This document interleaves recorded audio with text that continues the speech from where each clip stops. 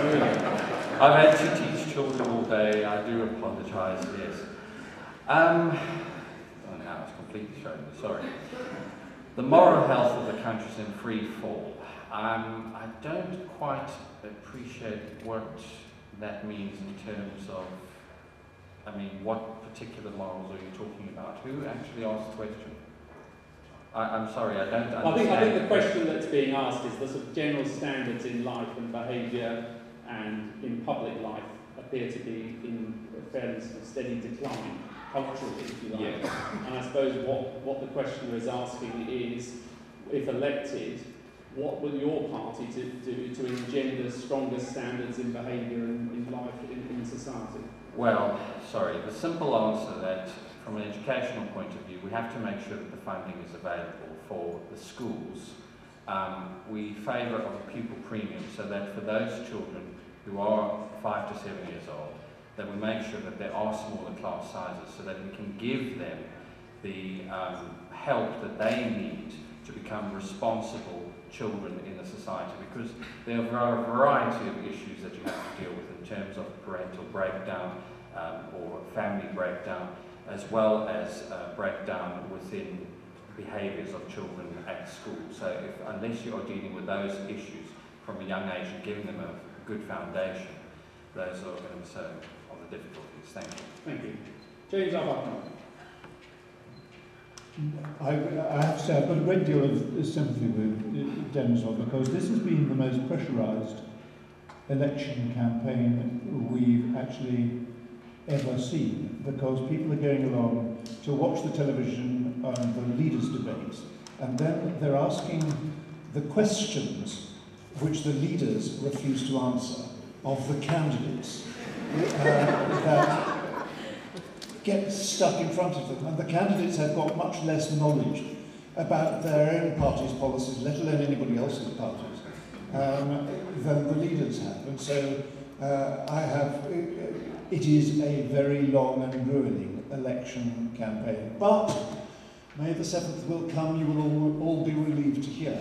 The moral health of the country, the thing that has worried me most in recent months as the chairman of the Defence Select Committee is that I've watched a handful of men on motorbikes in Afghanistan, because they have moral commitment and religious commitment, running rings around a coalition of 42 developed countries which have somehow lost any religious direction or any understanding of what we are for. And you can see it coming out in all sorts of different ways. You can see it coming out in that rather offensive ridicule of the Pope, which the Foreign Office junior civil servant produced recently. You can see it coming out in a lack of respect between generations. That's a real worry. And you can see it coming out in a society that is broken, as the Centre for Social Justice has pinpointed, I think in a way that is very effective. And I think we need to concentrate much more on restoring the power of the family. I think that we need to give much more power back to parents to control their children so that they are no longer frightened of their children, because that seems to be the current mood. We need to give head teachers more power to deal with discipline, because that seems to be a real problem. I think we need to stop people claiming welfare who do not need it and who could work, and we can therefore set up a system where you pay third parties, possibly charities, possibly outside providers, by results to get people back to work. And we need to do the same in our prisons. But it's a huge agenda that has been raised by the questioner here, a huge agenda, and it's not going to be solved in a few years. This is going to take decades. And I worry about the direction of travel of Western economies.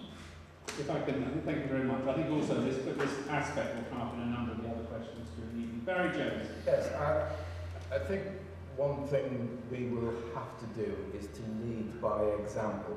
And it's all very well for people, members of Parliament, past and future, to say that what they were doing was entirely within the rules as they were written. But they've actually got to look at how a hostile press will look at it. It may actually have been completely unfair what the press did to our members of Parliament, but I think if they look at the real moral approach to how they conduct themselves, we conduct ourselves as people offering ourselves for public office, that leading by example, it's not just a matter of the 11th commandment, thou shalt not be found out. One should always work on the basis that you will be. If there's no other, nothing else in your makeup that would prevent you from doing things that are doubtful, you should look at that. All life should be performed ethically. Everything should be performed ethically. And I think that leading by example is the minimum we can do. I'm not quite sure how what there is that any government can do to change the way that people think we can do certain things to encourage it. But I share the concern that there seems to be a sort of lack of sense of society, which I think is one of the things that your manifesto does mention. That we need to get everyone to identify themselves with society and with each other. Thank you.